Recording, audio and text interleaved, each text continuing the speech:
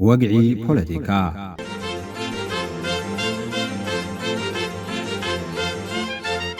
سلوا تشاينا أب أفريقيا نعبيت دون دفعات سلام سمعتنا أبز حلفة مدباتنا قددن معبلات حقراتنا هابتا أفريقيا بزملكت بزعبات تركي أب حقر أفريقيا بفلاي دما أب صوماليا تزرقو حزرلا قطباون وتحدراون محاورات رينا نيرنا نلومي اتا كاب جبتسي كساب دو أفريقيا كاب جيبوتي كساب ديمقراطية كونغو سنغال دارغان خلن حقرات أفريقيا سبان نواتان أوافيرا نحابتي أفريقيا تكبت زلا تشاينا بخفيل كن ملكتنا مكتتالكم أي فلينا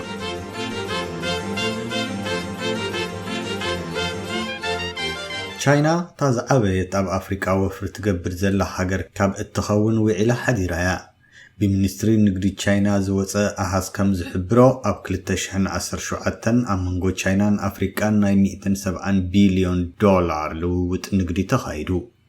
تشاينا أب أفريقيا ناي 94.74 بليون نبرت كرسد كلا كاب أفريقيا دما 75 بليون زواغو أقلو أديغا بيجين اتي بقنات مقدن وي بيلت اندرود زبهال تبقسون نسبعة حقرات الزراخب بما أخلاي مبراقان إيروبان حاليفو أفريقيا زبتح من قديوم بزي كازي تشاينا نعب أفريقيا زكايد لعلي 3 شح بروجكتات زوعل أبوشت عسرت عمتنا حقرات أفريقيا نايتيس 9 بليون دولار لغاح كتب تمابات عيا زي كم كابوانا ختما السنغال داكار ناب بعبيتا خلايتا حاجرنا يزخونت كتما توبا زركبت سرقيان محناز كومون نتيا بإثيوبيا زدحانسان هاي فوكوستي بابورات حديد زو البروجكتيوم كم أبنت نايزي تشاينا مس تنزانيا تقبرو زلا نقدي بقمقام أبا عمت 9 بليون يقمت إذا حززي أبز قصل عمت بعز في 5 يقمت زي قصنا أمريكا أب تنزانيا زركب كوبانيا نسدد زقبرون نقدي نمدفع ناي فرق بليون دولار فاينانساو دقف كتقبر أب زغرب أوان تمباتي علام نابتي تشاينا أب تنزانيا تقبرو زلا وفر مسن ملس تشاينا كوانا كتما تنزانيا داري سلام ناب 3 ساعات مزوار مكينا رح زركب إندستراليوي كتمان محنات ناي 3 بليون دولار وفر بمقبار زمناوي تحت أرسن تكنولوجين تحنص علام زي بالغاح تشاينا تمويلو زسراح زلو إندستراليوي بارك أبز مودعت عمد كزازم تثبيت يقبرلو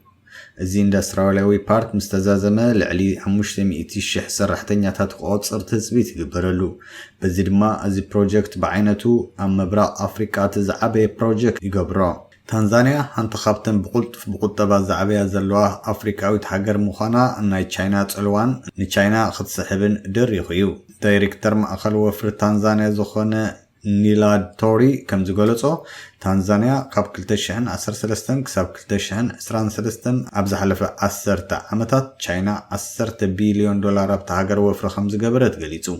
إذ مالت أب عمد 1 بليون توفر زلا تشاينا خوينا نأمريكا بأستات شو 1 بليون نعباي بريطانيا دما ب6 بليون دولار تقدمن مالتيوم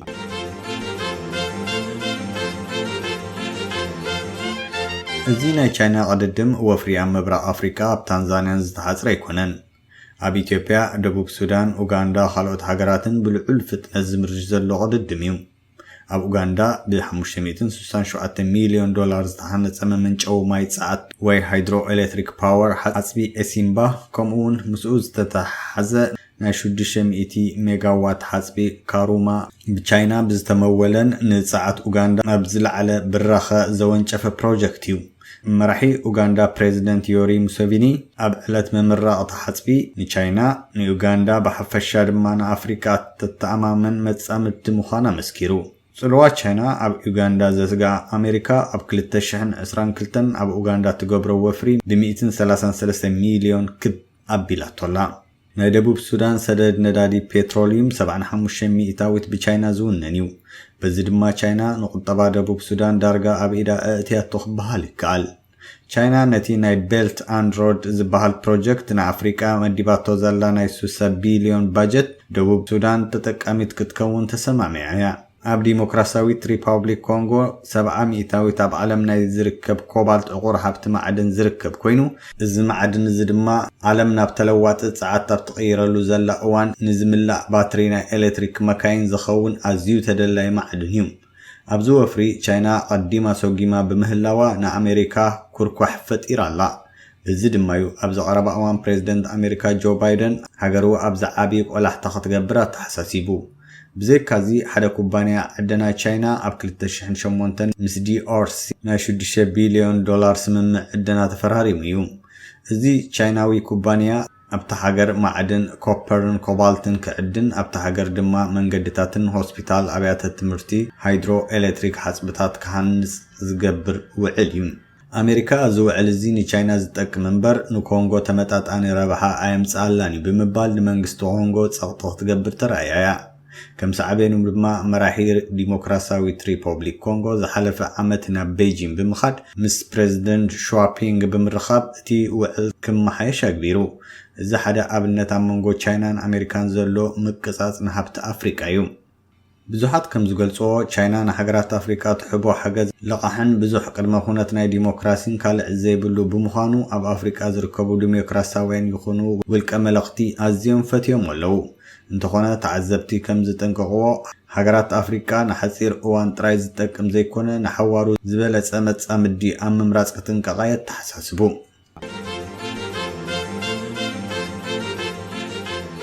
ቻይና ኣብ ኣፍሪቃ ቆላሕታ ክትገብር ካብ ዝገብርዋ ምኽንያታት ተሓደን ቀንድን ቁጠባዊ ምኽንያት እዩ ቻይና ነቲ ዝቕልቀል ዘሎ ማእኸላይ ደረጃ ወይ ሚድል ክላስን ብዓማዊት ሚልዮነራት ዝቑጸሩ ኣፍሪቃውያን መንእሰያትን ክትብለጸሎም ትደልያ ኣብዚ ቻይና ብቁጠባ ትሕንበበሉ ዘላ እዋን እቲ እናዓበየ ዝኸይድ ዘሎ ኢንዱስትሪኣ ዘድልዮ ኣርሞሽሽ ድሌት ጸዓት ንምርዋይ ዘተኣማምን ምንጪ ጸዓት የድልያ እዩ ተኻልኣይ ቀንዲ ምኽንያት ነቲ ልዕሊ 1.3 ቢልዮን ዝግመት ህዝባ ዝኸውን መግብን ምፍራይ ልምዑን ድንግልን መሬት ሕርሻ የድልያ እዩ ካልእ ዝዓበየ ምኽንያት ስትራቴጂካዊ ረብሓ እዩ ሃገራት ኣፍሪቃ ዓለማዊ ኣጀንዳ ንቻይና ክድግፍኣ ምግባር ኣዝዩ ኣድላይ እዩ ኣብ ውድብ ሕቡራት ሃገራት እቲ 54 ድምፂ ሃገራት ኣፍሪቃ ብዙሕ ግዜ ንቻይና ዝድግፍ እዩ ኮይኑ ዘሎ ቅድሚ ሕጂ 30 ሃገራት ኣፍሪቃ ምስ ታይዋን ወግዓዊ ርክብ ወይ ዝምድና ዝነበረን ሎሚ ብጀካታ ንእሽቶ ኣፍሪቃዊት ሃገር ኢስዋቲኒ እንተዘይኮይና ንታይዋን ትድግፍ ሃገር የላን እዚ ዘመልክቶ ቻይና ንሓንቲ ንእሽቶ ሃገር እንተዘይኮይኑ ንምሉእ ሃገራት ኣፍሪቃ ተጽዕኖ ገይራ ኣብዚ ንሳ ትደልዮ ክተፍጽሞ ትምድቦን ሓብረኣ ገይራ ትርከብ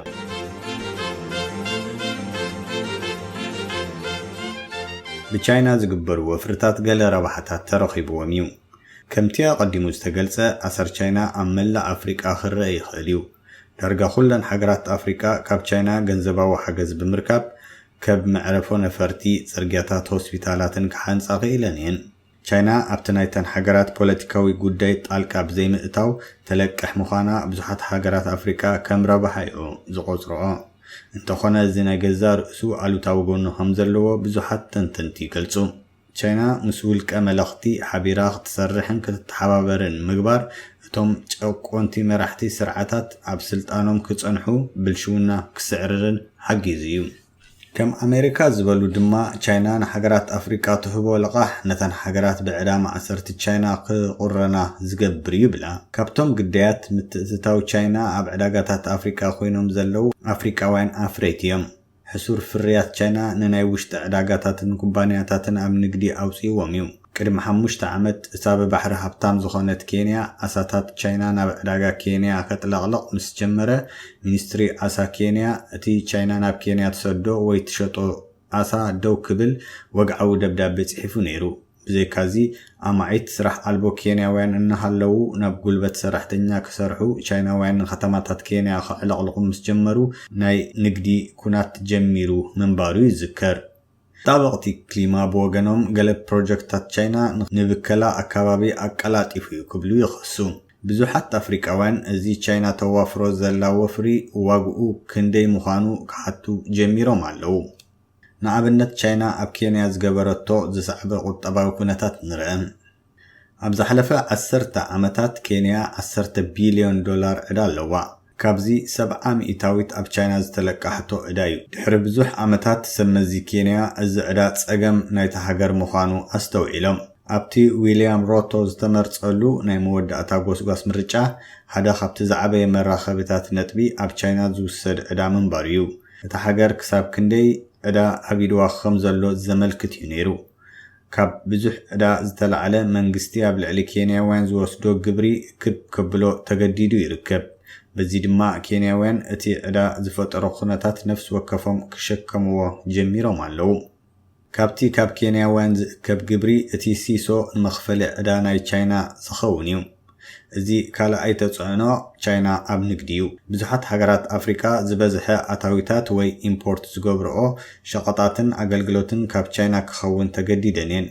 ንኣብነት ኬንያ ካብ ትእትዎ ኣገልግሎት ኣቑሑት እቲ 25 ሚእታዊት ካብ ቻይና እዩ። እቲ ንግዲ ዘይምዕሩይ ዝገብሮ ድማ ኬንያ ክንድቲ ካብ ቻይና ትዕድጎ ናብ ቻይና ትሰዶ ሰደድ ኣዝዩ ንኡስ ምዃኑ እዩ። እዚ ኣሉታዊ ምዕሪት ንግዲ ወይ ኔጌቲቭ ትሬድ ባላንስ ኣኸቲሉ ይርከብ። ኬንያ ዝበዝሐ ትእትዎ ነገራት ካብ ቻይና ዝተመርኮሰ ብምዃኑ ቻይና ኣብ ልዕሊ ኬንያ ጸብለልትነት ወይ ዓብላልነት ክተርኢ ጉህድ ኮይኑሎ። እዚ ኬንያ ምስ ኣሜሪካ ክነጻጸር ከሎ ኬንያ ካብቲ ኣብ ኣሜሪካ ትዕድጎ ናብ ኣሜሪካ ትልእኾ ንግዲ ይዛይድ። ስለዚ ቻይናን ካልኦት ሃገራት ኣፍሪካን ምስ ቻይና ዝገብርኦ ዘለዋ ቁጠባዊ ምሕዝነት ናብ ዕዳን ዘይምዕሩይ ንግድን ኣምሪሑ ክበሃል ይከኣል።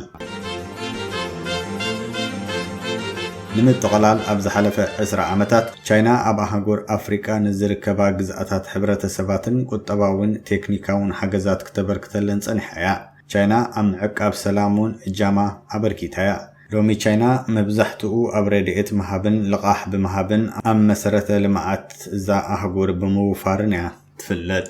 ቻይና ሎሚ ኣብ ላሊ ናይ ወፃኢ ሓይሊ ኣብዛ ኣህጉር ኮይና ትርከብ። ገሊኦም ምሁራት ነቲ ቻይና ንዓሰርተታት ዓመታት ኣብ ኣፍሪካ ተካይዶ ንጥፈታት ከም ምክብባር ዝምርኮስ ዝምድና ዘይኮነ ከም መዝማዚ ተበላጽነት ዘይንጹርን ተሓታትነት ዘይብሉን ከምኡውን ዘይግቡእ ዝምድና ገይሮም ዝርእይዎ ኣለዉ። ገሊኦም መራሕቲ ኣፍሪቃን ምሁራትን ምዚ ኣብ ቤጂን ዘሎ ናይ ብልሓትን ተንኮልን ዝምባለ ዘይወዳደር ብምዃኑ ቻይና ንኣፍሪቃ ክትብለጸላ ዘሎ ተኽእሎ ይዛይድ ይብሉ። ኣብ ኣፍሪካ ብጀካቲ ሰበስልጣን መንግስቲ ቻይና በብእዋኑ ዝገብርዎ ምብጻሕ ብገምጋም ኣስታት 1.5 ሚልዮን ዝኾኑ ቻይናውያን ዝነብሩላ ኣህጉር ኮይና ኣላ። ገለ ካብኣቶም ኣብ ዘይሕጋዊ ተግባራትን ምዝመዛን ንጥፈታትን ተዋፊሮም ከም ዘለዉ ዝንገር። ብተወሳኺ ንማሕበራውን ባህላውን መትከላትን ሕብረተሰብ ኣፍሪቃ ዝጥሱ እዮም ተባሂሎም ይኽሰሱ። ዜጋታት ቻይና ንዝቐርበሎም ክሲ ብሕሰት ሕጊ ደቐሊሉ ከወግድዎ ይኽእሉ እዮም። ምክንያቱ ብዙሓት ሃገራት ኣፍሪካ ኣዝየን ድኹማትን እቶም ሰመዚ ኣዝዮም ዝፍርሑ ወይ ብልሽዋት ስርዓት ስለ ዘለዎም እዩ ክብሉ ካልኦት ኣሉታዊ ጽልዋት ቻይና ምዃኑ ዝገልጹ ኣይተሰኣኑን። ሎሚ ቻይናውያን ካብ ኩሎም ዜጋታት ሃገራትን ዩሮ ኣሜሪካን ላዕሊ ኣብ ኣፍሪካ ሃያላትን ጸለውትን እዮም ኮይኖም ዘለዉ። ስለዚ እቲ ቻይና ኣብ ኣፍሪካ ብመልክዕ ልቓሕ ዝህነጽ ዘሎ ትሕተ ቅርጽታት ወሃብቲ ኣገልግሎትን ኣብ መጻኢ ከኸትሎ ዝኽእል ሳዕቤናቱን ንብዙሓት ዘዛርብ ዘሎ ጉዳይ ኮይኑ ቀጺሉ ኣሎ። ሰናይ ክፍለ